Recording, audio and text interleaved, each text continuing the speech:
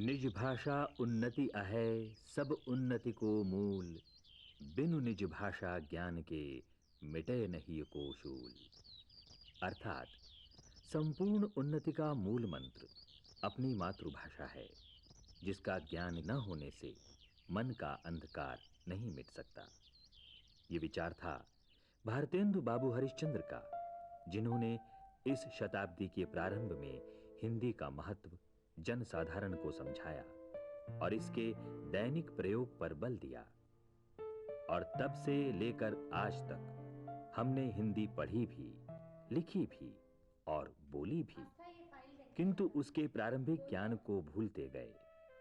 परिणामतः हिंदी ध्वनियों में उच्चारण एवं लेखन स्तर पर अशुद्धता बढ़ती चली गई। नतीजतन आज स्नातक स्तर पर लगभग 82% छात्र हिंदी ध्वनियों के प्रारंभिक ज्ञान से अनभिज्ञ हैं।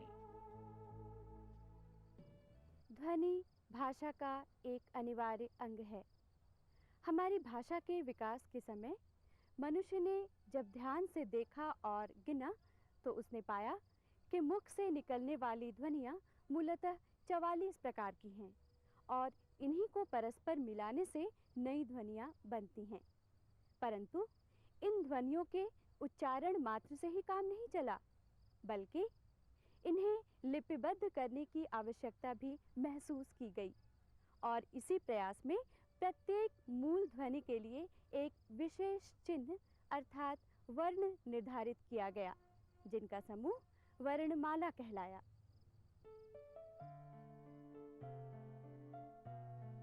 हिंदी में वर्णों की संख्या 48 होती है और इन वर्णों का क्रमबद्ध सजा हुआ व्यवस्थित स्वरूप ही वर्णमाला कहलाता है, जिसकी छोटी से छोटी इकाई वर्ण कहलाती है। इसके स्पष्टीकरण के लिए एक वाक्य राम गया को लेकर उसे खंडित करते हैं, जिससे राम और गया 2 शब्द प्राप्त होते हैं।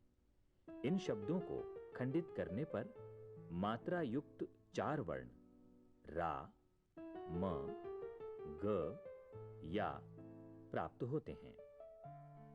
इन वर्णों को पुनः खंडित करने पर र, आ, म, आ, ग, आ, य, आ 8 अखंडित वर्ण प्राप्त होते हैं, जिन्हें और अधिक खंडित नहीं किया जा सकता।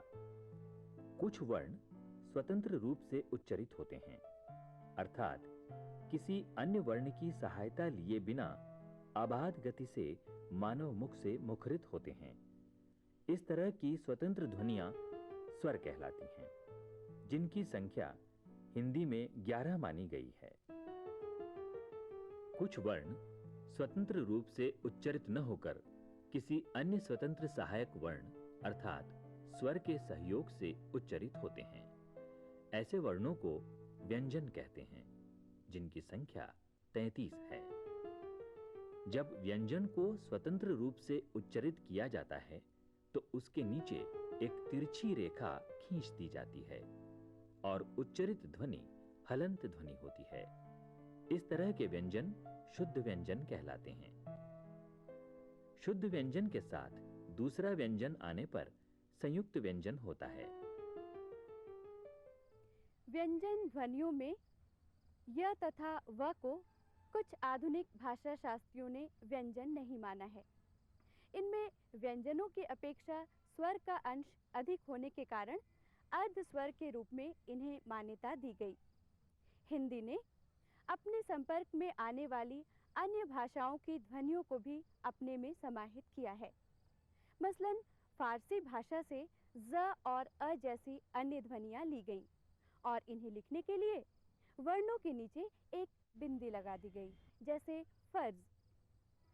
इसी प्रकार से अंग्रेजी के ओ स्वर ने हिंदी स्वरों में प्रयुक्त आ को प्रभावित किया, जिससे आ का उच्चारण अ हो गया। ये परिवर्तन अंग्रेजी स्रोत से लिए गए हिंदी शब्दों में ही देखने को मिलता है, जैसे अस्पताल। अंतर्राष्ट्रीय व्यापार बाजार की संधि के बाद कुछ और भी नई ध्वनियों का प्रवेश हिंदी में हुआ है जिनको पहचानना बाकी है। हिंदी वर्णमाला में 11 स्वर और 33 व्यंजन के अतिरिक्त 3 संयुक्त व्यंजन क्ष, त्र, ज्ञ तथा एक मराठी ध्वनि ळ को भी समाहित किया गया है। अनुस्वार और विसर्ग दोनों अर्ध ध्वनियां हैं। इनके उच्चारण में दूसरी ध्वनि की सहायता ली जाती है। इसीलिए वर्णमाला में इन दो ध्वनियों को योगवाह कहा गया है। हिंदी के शुद्ध प्रयोग के लिए वर्णमाला के ज्ञान के साथ ही साथ वर्णों के मुख्य यंत्र में उच्चारण स्थानों का सही ज्ञान होना भी अति आवश्यक है, क्योंकि नासिका और मुख यंत्र के उच्चारण अवयवों की विशिष्ट स्थितियों और उचित ध्वनि दबाव पर ही प्रत्येक वर्ण का सही उच्चारण निर्भर होता है। स्वर यंत्र के अंतर्गत मुख के प्रमुख अवयव जैसे ओष्ठ, दंत, मसूढ़ा, जिह्वा, कोमल तालु, मूर्धा, कठोर तालु व कंठ होते हैं, जिन्हें उच्चारण अवयव भी कहा जाता है। और इन्हीं के परस्पर संयुक्तीकरण से सभी ध्वनियां मुखरित होती हैं, जिसके अंतर्गत स्वर ई, ए, ऐ जिह्वा के अगले भाग या अग्र भाग से उच्चरित होते हैं। अ जिह्वा के मध्य भाग से तथा उ, ओ, औ जिह्वा के पिछले हिस्से से उत्पन्न होते हैं। इसी प्रकार क, ख, ग, घ कंठ से निकलने वाली ध्वनियां हैं। च, छ, ज, झ ध्वनियां तालु से निकलती हैं। ट, ठ, ड, ढ, श, रु मूर्धा से उच्चरित होने वाली ध्वनियां हैं। दांत से त, थ, द, ध ध्वनियां उत्पन्न होती हैं। दांत के पिछले भाग मसूढ़ा से स, ज, र, ल, व निकलते हैं। होष्ठ से प, फ, ब, भ ध्वनियां उत्सर्जित होती हैं। ङ, ञ, ण, न, म नासिका के स्पर्श से निकलने वाली ध्वनियां हैं। इनको अनुनासिक कहते हैं। तो ये था इस कार्यक्रम का प्रथम भाग, जिसके अंतर्गत हमने हिंदी वर्णमाला और उसके विभिन्न वर्णों के उच्चारण स्थानों को जाना।